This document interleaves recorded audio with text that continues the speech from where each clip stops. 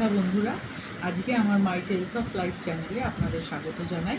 আজকে আমার কিছু ব্যক্তিগত অনেক কাজ ছিল, সেই জন্য একটু দেরি হয়ে গেল ভিডিও দিতে। তাই আজকে আমার জীবনের ছোটোখাটো ঘটনা আপনাদের সাথে শেয়ার না করে সেগুলো আরেকদিন বলবো। আমি বাচ্চাদের কিছু শেখানোর, আমার জীবনে যেগুলো আমি কাজে লাগিয়ে বাচ্চাদের শিখিয়েছি সেগুলো আমি বলবো।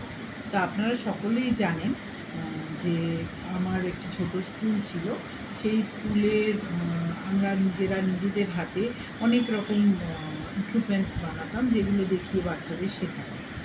তার মধ্যে একটি আমি আপনাদের সাথে দেখাবো, এবং সেটা কি কাজে লাগে, কিভাবে আপনারা বাচ্চাদের সেটা শেখাবেন, এবং সেটা মতোই যে আপনাকে বানাতে হবে, আপনারা নিজের বুদ্ধি খাটিয়ে সেটাকে আরেকটু নিজেদের মতো করে বানিয়ে নিতে পারেন, সেই আইডিয়াগুলো আমি আপনাদের দেখব। তো যদি আমার এই চ্যানেল প্রোগ্রামটা ভাল লাগে বা এই ভিডিওটা ভাল লাগে, তাহলে অবশ্যই সাবস্ক্রাইব করবেন, লাইক করবেন, শেয়ার করবেন। চলুন শুরু করি। আজকে আমি শেখাবো বাচ্চাদের কালার সর্টিং, কাউন্টিং আর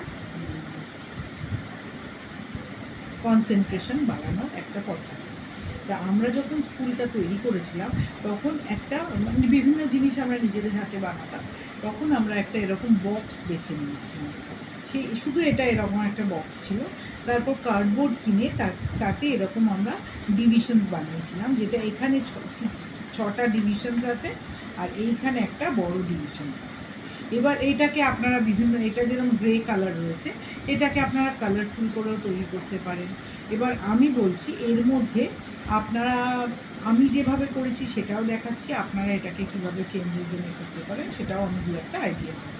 আমি কি করেছিলাম, এই বক্সটা যখন বানিয়েছিলাম তার সাথে এরকম লুডোর ঘুঁটির মতো দেখতে এরকম বা বাটনস বিভিন্ন কালারের, যেগুলো primary colours, red, blue, green আর ইয়েলো, এছাড়া ব্ল্যাক, হোয়াইট, এই 6টা কালার্স নিয়ে আপনারা অনেকগুলো করে ওই বাটনস বা এরকম লুডোর ঘুঁটির মতো এরকম কিনবেন।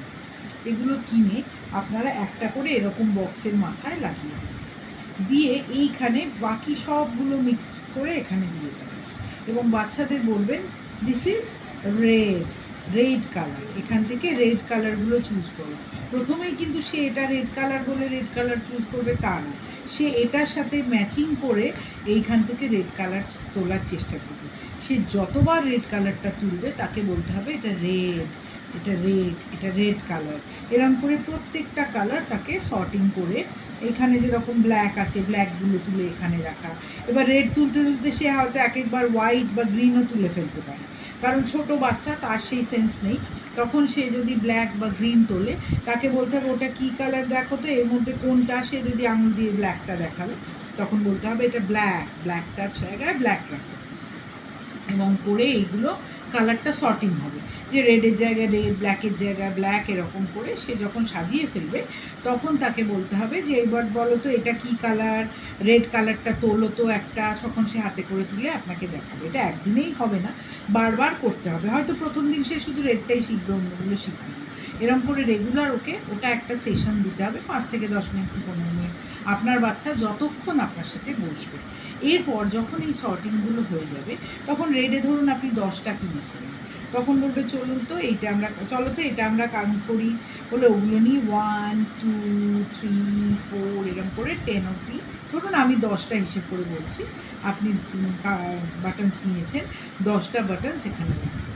তখন যেই রাখা হয়ে গেল বলবে এটা দেখো 10টা বাটনস আর এটা রেড কালার বাটনস, বলে আপনাকে বলতে হবে এবার 10 9 8 7 এরকম করে ব্যাক কাউন্টিংও একসাথে করাবেন।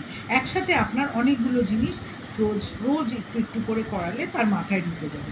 তাহলে আমরা কি শেখালাম, তাদের কালার সর্টিং শেখালাম, কাউন্টিং শেখালাম, ব্যাক কাউন্টিং শেখালাম, এবং সে ম্যাচিংও শিখবে, যে রেডের সাথে ম্যাচ করে। প্রথমেই তো সে রেড কালার গ্রিন কালার বোঝে, সে তো শিখে আর আসেনি, তাকে ওগুলোকে শেখাতে হবে।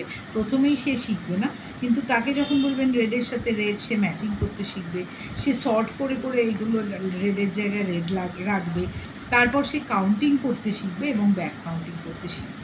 এবং এই পুরো প্রসেসটা যত মিনিট সে বসে করবে তখন আপনার সাথে ওর একটা বন্ডিং তৈরি হবে এবং তার কনসেন্ট্রেশন থাকবে, কারণ প্রত্যেকটা সে আলাদা করে বার করবে এবং সে এক জায়গায় বসে কোনো কাজ করা শিখবে।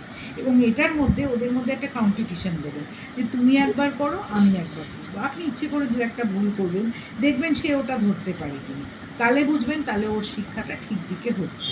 এরকম করে দু একবার বা রোজ একবার করে আপনি ওর সাথে খানিক 2 দিন 3 দিন খেলে একদিন গ্যাপ দিলেন, কারণ বাচ্চারা রোজ এক জিনিস নাও ভালো লাগতে পারে।